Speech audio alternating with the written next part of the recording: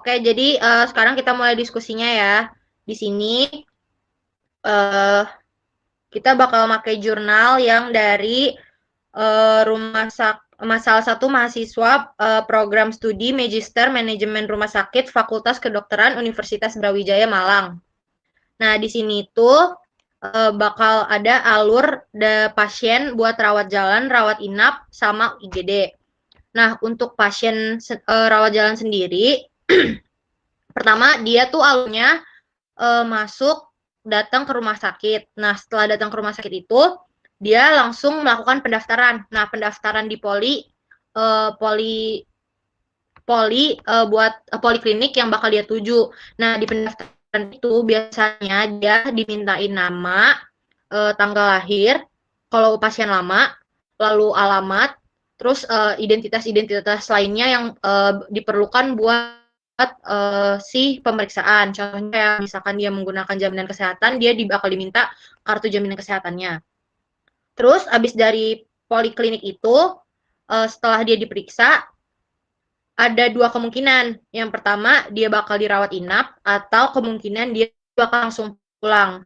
Nah, kalau misalkan dia dari poliklinik ternyata dia harus rawat inap, otomatis dia bakal ke pendaftaran rawat inap. Nah, pendaftaran rawat inap itu biasanya dia diminta data-data lagi, kayak nama, nomor telepon, alamat, tanggal lahir, jenis kelamin. Nah, itu terus bakal ditanya juga kayak dia bakal pakai kamar tipe apa. Nah, habis itu kalau misalnya si pasien ini cuman dikasih resep obat sama dokter, otomatis dia bakal langsung ke farmasi. Habis dari farmasi, dia melakukan administrasi. Administrasinya itu kayak ngebayar semua pelayanan-pelayanan kesehatan yang udah dia dapat. Habis itu pulang. Nah, untuk pasien IGD itu sendiri, pertama dia datang ke rumah sakit, habis itu dia bakal masuk ke IGD. Nah, di IGD ini dibagi menjadi dua jalur. Kalau misalkan yang pertama, dia bakal masuk rawat inap sama enggak. Kalau misalkan dia rawat inap, berarti kayak tadi awal yang kata rawat jalan, dia bakal masuk ke pendaftaran rawat inap, habis itu masuk ke bangsal perawatan. Tapi kalau misalnya dia nggak perlu rawat inap, tapi dokter tuh bakal ngecek dulu, dia tuh bakal butuh pelayanan penunjang apa enggak. Kayak pelayanan penunjang tuh misalnya kayak laboratorium, terus radiologi. Nah, kalau misalkan dia butuh, dia bisa ke unit pelayanan penunjang, habis itu baru ke poliklinik. Nah, kalau misalnya dia nggak butuh pelayanan penunjang, kalau misalkan dari pelayanan penunjang itu dia udah nggak butuh kayak dirawat lagi atau dia nggak perlu ke poliklinik lagi, dia bakal langsung dirujuk ke farmasi, lalu melakukan administrasi keluar, habis itu baru dia pulang. Nah, untuk pasien rawat inap, itu sama aja kayak yang tadi, dia datang ke rumah sakit, daftar, tapi kalau misalkan rawat inap biasanya ada dari dua jalur, jalur IGD sama jalur si poliklinik yang awal, rawat jalan. Kalau misalkan dari IGD, ya sama kayak tadi, kalau misalkan ternyata dia harus dirawat, berarti dia masuk ke administrasi rawat inap. Nah, tapi kalau misalkan ternyata dia dari poliklinik, nah dari poliklinik itu biasanya pasiennya itu bakal diminta dulu kayak pelayanan penunjang, kayak misalkan laboratorium buat ngecek bener nggak sih nih orang ini, pasien ini harus dirawat apa enggak. Habis itu kalau misalkan ternyata dia harus dirawat, sama kayak yang tadi, dia masuk ke administrasi rawat inap, lalu rawat inap. Terus kalau misalkan menurut kalian uh, apa sih pendapat kalian mengenai alurnya itu?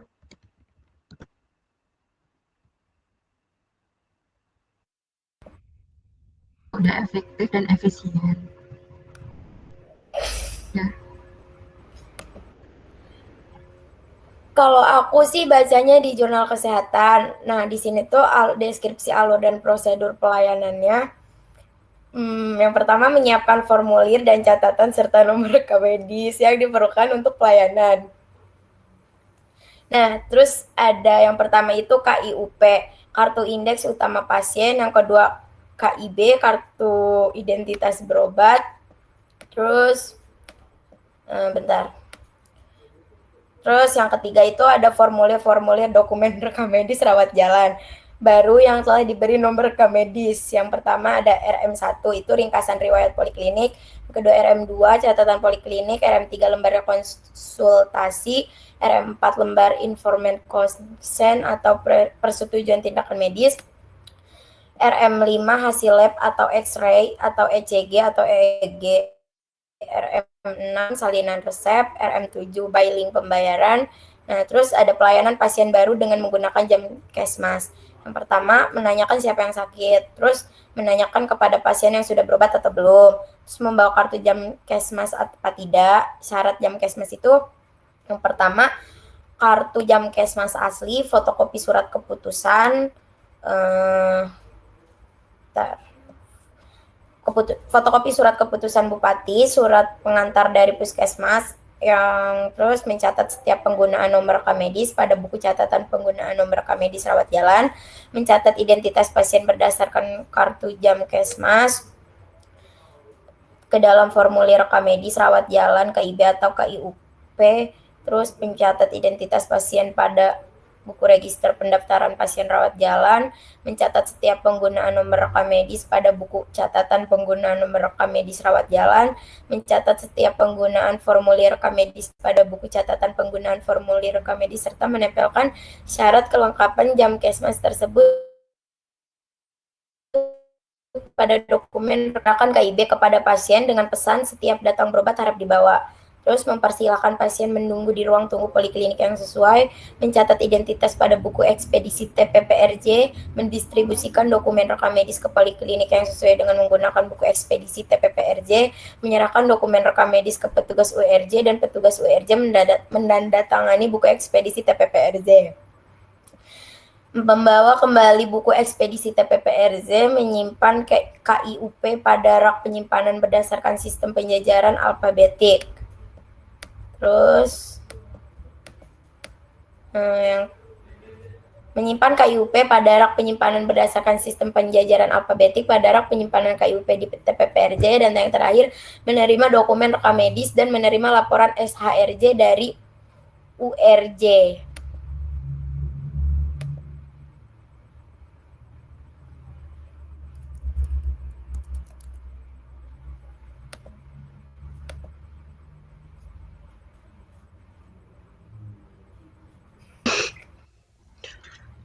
Nah, di sini ada pelayanan pasien lama membawa KIB dengan jam Kesmas. Yang pertama, tanya dulu siapa yang sakit. Yang kedua, menanyakan kepada pasien sudah pernah berobat di sini apa belum. Yang ketiga, membawa kartu jam Kesmas apa tidak. Bila membawa, yang pertama syaratnya itu ada kartu jam Kesmas asli. Yang kedua, fotokopi surat keputusan bupati. Dan yang ketiga, surat pengantar dari puskesmas. Terus, meminta KIB dari pasien, lalu mencatat nomor rekam medis berdasarkan KIUP pada tracer untuk meminjam dokumen rekam medis lama di unit filling. Terus, menerima dokumen rekam medis dari unit filling dengan menandatangani buku ekspedisi filling. Terus melengkapi dokumen telah habis, kemudian mencatat buku penggunaan formulir rekam medis serta menempelkan semua kelengkapan jam Kesmas pada dokumen pasien. Yang kedelapan, menyerahkan kembali KIB kepada pasien dengan pesan setiap datang berobat di sini harap dibawa kembali.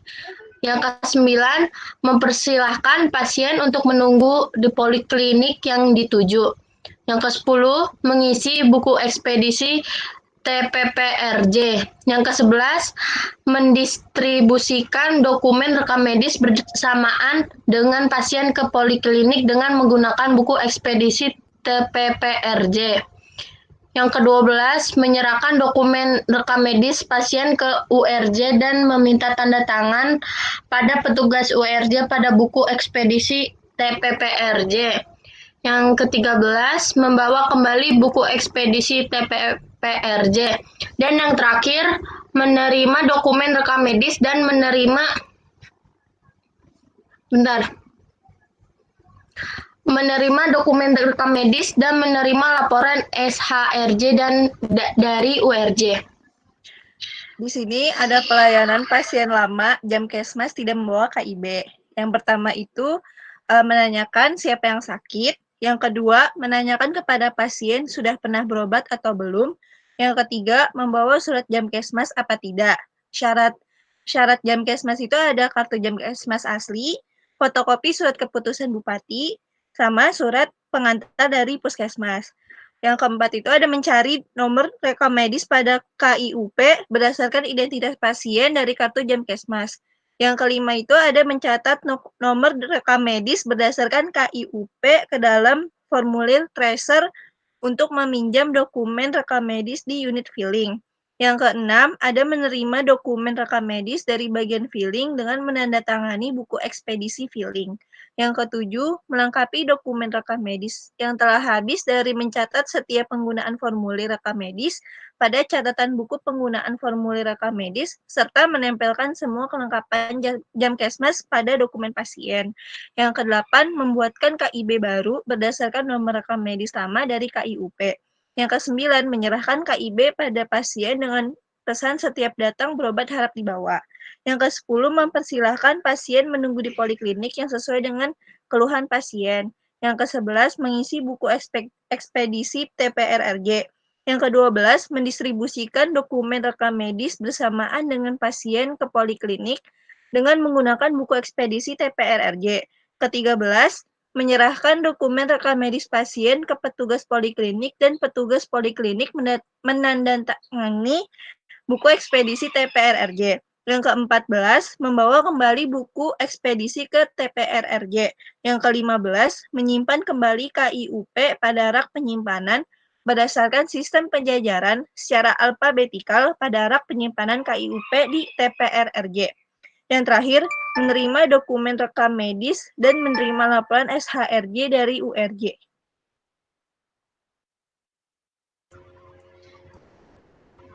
Di sini juga pasti adalah kalau di rumah sakit perencanaan farmasi. Di semua rumah sakit, obat merupakan salah satu pemasok utama dari anggaran. Anggaran rumah sakit datangnya dari pengadaan obat yang ada di rumah sakit. Dan untuk pengadaannya sendiri, salah satu proses yang dilakukan oleh rumah sakit ada perencanaan. Proses yang pertama. Dan sesuai dengan peraturannya di Permenkes nomor 58 tahun 2014, perencanaan kebutuhan merupakan kegiatan untuk menentukan jumlah dan periode pengadaan obat sesuai dengan hasil kegiatan pemilihan untuk menjamin terpenuhinya kriteria tepat jenis, tepat jumlah, tepat waktu, dan efisien. Perencanaan dilakukan untuk menghindari kekosongan obat dengan menggunakan metode yang dapat dipertanggungjawabkan dan dasar-dasar perencanaan yang telah ditentukan. Di antaranya ada dasar konsumsi, yaitu berapa jumlah obat yang dikonsumsi oleh pasien-pasien di rumah sakit, mana jumlahnya yang paling banyak, dan ada epidemiologi, yaitu pola kesehatan dan juga pola penyakit apa yang paling sering muncul, dan berikutnya ada kombinasi metode konsumsi dan epidemiologi, dan juga kita juga harus memikirkan anggaran, jadi kita juga harus menyesuaikan dengan anggaran yang tersedia. Dan untuk proses perencanaannya sendiri, di instalasi farmasi dilaksanakan oleh kepala instalasi farmasi dan bagian manajemen.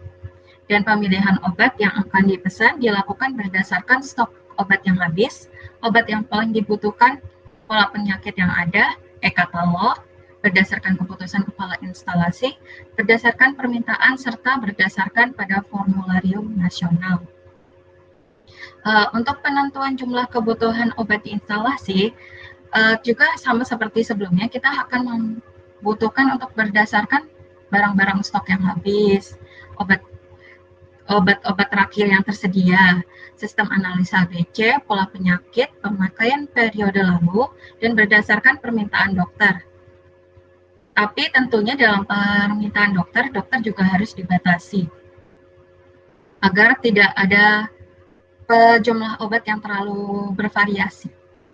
Dan berikutnya ada petugas kesehatan di instalasi farmasi yang menjadi informan, yaitu orang yang menyediakan informasi harus mengetahui obat yang wajib ada. Obat yang wajib ada itu kalau nggak salah ada generik, obat yang sesuai formularium nasional. Jadi semuanya dalam perencanaan itu dipusatkan kembali kepada formularium nasional yang sudah ditetapkan oleh pemerintah.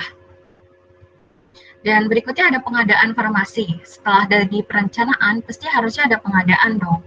Jadi pengadaan itu merupakan suatu kegiatan dilakukan untuk mendapatkan pasokan perbekalan kesehatan dari pemasok eksternal melalui proses pembelian dari distributor atau pedagang besar farmasi. Atau dalam kata lain, pengadaan adalah di mana saat rumah sakit beli obat dan barang dari distributor. Dan menurut Peraturan Presiden Nomor 54 Tahun 2010, pengadaan barang atau jasa adalah kegiatan untuk memperoleh barang atau jasa oleh kementerian, lembaga, atau satuan kerja, perangkat daerah atau institusi lainnya yang prosesnya dimulai dari perencanaan kebutuhan sampai diselesaikannya seluruh kegiatan untuk memperoleh barang dan jasa. Jadi kalau menurut PP Nomor 54 Tahun 2010, pengadaan barang atau jasa atau obat sendiri itu dari awal perencanaan hingga akhirnya nanti barang diterima dan disimpan. Dan berdasarkan hasil penelitian juga, pemesanan obat dilakukan setiap waktu ketika obatnya akan habis. Berdasarkan sistem tender yaitu 1 kali dalam setahun. Dan pembelian langsung yaitu berdasarkan pada kebutuhan karena ada beberapa jenis obat yang memang harus dibeli secara berkala. Dan pemesanan ulang sering terjadi, ya karena kita juga manusia dan sering membuat salah ketika distributor obatnya lupa, stok obat kosong, dan pembayaran obat pada masa pemesanan lalu belum lunas, dan obat yang dipesan juga belum datang. Ini merupakan masalah-masalah umum yang sering terjadi. Pemesanan ulang sendiri bisa terjadi melalui telepon atau surat pemesanan kembali yang diberikan rumah sakit kepada distributor.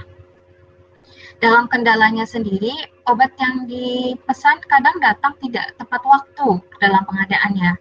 Hal itu biasanya dipengaruhi oleh jalur ekspedisi yang diambil oleh distributor dan penganggarannya yang belum dibayar oleh pihak rumah sakit. Dan saat kita memesan obat, kita harus memerhatikan jumlah obat itu sendiri, kapan masa berlaku obat itu berakhir, yaitu expired date, kualitas mutu obat yang terus mutu obat yang dibutuhkan, terus kemasannya bagaimana, apakah sudah sesuai dengan peraturan yang berlaku, dan apakah harga yang sesuai e-katalog serta dana, karena kita juga harus tetap memikirkan anggaran. Kemudian pasti ada hasil wawancara dengan informan bahwa jumlah expired date, kualitas mutu, obat yang sangat dibutuhkan, kemasan, harga yang sesuai e-katalog, serta dana merupakan suatu hal yang perlu diperhatikan pada saat pemesanan obat. Sehingga di dalam pemesanan ini, informan kembali bekerja untuk mencari informasi-informasi tentang obat-obat yang diperlukan tersebut. Di sini saya akan memberikan penjelasan tentang penyimpanan.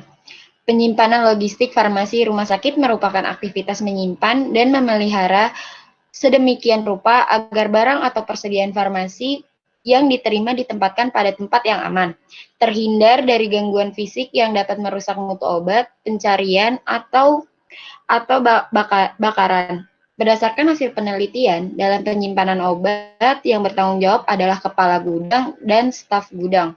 Penyimpanan obat dilakukan dengan cara memisahkan obat berdasarkan sumber dan jenisnya, suhu kamar, serta model penyimpanan menggunakan sistem FIFO, first in first out, atau FIFO, first expired first out, dan sesuai abjad. Berdasarkan hasil penelitian, penataan obat di lemari berdasarkan alfabetis, dipisahkan berdasarkan jenisnya, dan menggunakan metode FIFO dan FEFO.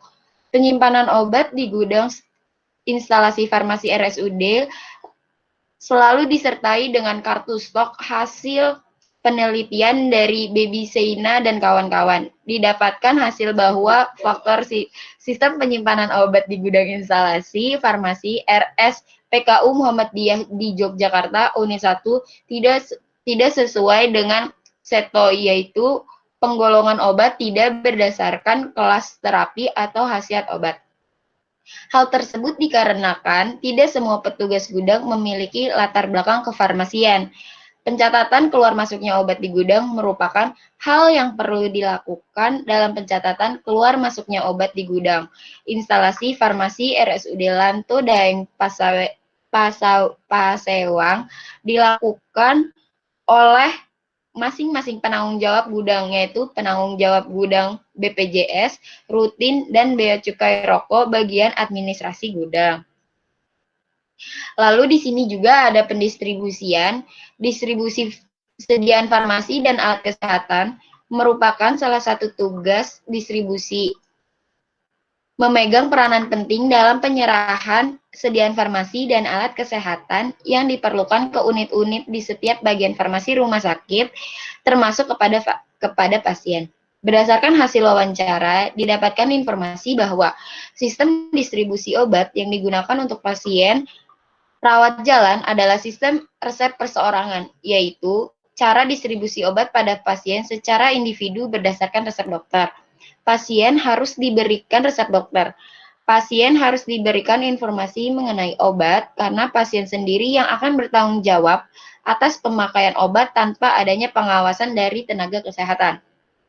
Farmasi rawat inap menjalankan kegiatan pendistribusian perbekalan farmasi untuk memenuhi kebutuhan pasien rawat inap di rumah sakit yang diselenggarakan secara sentralisasi atau desentralisasi dengan sistem persediaan lengkap di ruangan, sistem resep perseorangan, sistem unit dosis, dan sistem kombinasi oleh satelit farmasi.